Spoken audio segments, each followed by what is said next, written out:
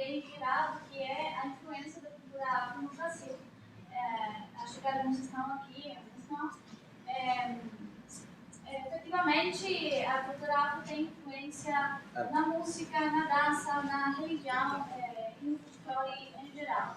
Então, agora vamos estudar um pouco de história e conhecer como começou tudo lá no ano 1530, quando chegaram os primeiros africanos no Brasil. A economia colonial do continente americano consolidou-se com a exploração de mão escrava. Primeiramente, utilizaram os indígenas, mas eles não existiram por muito tempo. Então, começou o tráfico dos negros trazidos da África. Aqui temos um mapa que mostra como foi esse tráfico da África para as Américas e podemos ver que os portos onde eles eram trazidos ficavam no Nordeste e Sudeste. O Brasil foi o país que mais escravos recebeu no mundo, com estima de 64,5 milhões dos 11 milhões que chegaram ao continente americano. As empresas que traficavam com os escravos eram principalmente europeias. Existia um processo violento de captura de negros que logo eram levados aos navios negreiros. Antes eles eram embarcados a ferro quente no peito ou nas costas para identificar a qual traficante pertencia antes da viagem. Os navios negreiros, como vemos aqui, tinham condições muito ruins. Existiam planas como estas para administrar o espaço e levar o maior número possível de escravos sem importar as condições. Muitos deles, inclusive, morriam na viagem, que durava muito tempo, inclusive meses. Quando eles chegavam à terra firme, eram vendidos nos portos ou nas praças públicas. Eles eram os homens jovens e mais saudáveis eram os mais valorizados. Eles eram escolhidos pela dentadura para estimar a idade. Revisavam a musculatura para saber quem era mais forte. Uma curiosidade é que quanto mais finas eram as canelas, se dizia que os negros eram mais trabalhadores. Provavelmente ele não teria sido escolhido por essa razão. Logo, eles eram utilizados principalmente no cultivo da cana-de-açúcar no Nordeste, que foi a atividade econômica mais importante do Brasil por muito tempo. Também eram utilizados na construção, nas minas de ouro e prata e no trabalhos manuais, trabalhos domésticos e muitas coisas. Quando um escravo era considerado preguiçoso ou insubordinado, vinham os castigos. Existiam muitos tipos de castigos. Se faziam conforme a falta ou ao gosto do dono. Temos alguns exemplos. Temos a palmatória, que é um pequeno pau de madeira plana para açoitar qualquer parte do corpo. Temos o pelouro, que é este pau grande localizado em um espaço grande, em um lugar público, onde os escravos eram amarrados e açoitados frente a outros escravos. Também temos outros tipo de açoite. Também temos o tronco, que é para amarrar os pés, e o viramundo, que é este aparelho aqui, para amarrar os pés e as mãos, para imobilizar os escravos pelo tempo que o dono considerasse necessário, pode ser horas, dias ou semanas. Por esse tipo de vida tão ruim que os escravos tinham, muitos fugiram e conformaram-se em comunidades chamadas os quilombos. Os quilombos eram comunidades autossustentáveis, afastadas das cidades, e eram um símbolo de resistência ao sistema escravista e uma forma de manutenção da cultura africana no Brasil.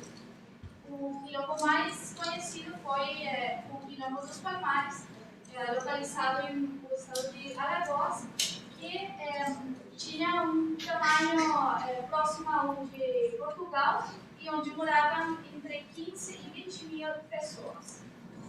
O grande líder deste quilombo foi o Zumbi. Pesquisas indicam que nasceu em 1655 e era descendente de guerreiros angolanos. Sendo garoto, foi capturado e entregue ao padre Antônio de Melo para criá-lo. Aos 15 anos, fugiu e voltou para o quilombo. Tornou-se conhecido e respeitado por sua habilidade e estratégia na luta. Os portugueses tentaram chegar a acordos com o Zumbi, mas fracassaram. Então organizaram a invasão e destruição do quilombo. Em fevereiro de 1694, a capital de Palmares foi destruída e Zumbi ferido escapou.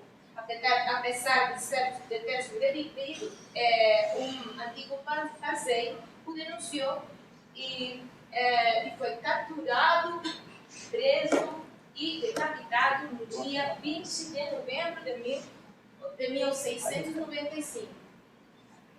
300 anos depois da sua morte, esta data foi tomada como Dia Nacional da Consciência Negra, uma homenagem mais do que justa, porque Zumbi representou a luta do negro contra a escravidão. Morreu em combate defendendo seu povo. Já no início do século XIX, era possível verificar as transformações que modificaram a situação da colônia, mas só na metade do século que foram tomadas medidas para abolir a escravidão. Vamos conhecer quais foram essas medidas.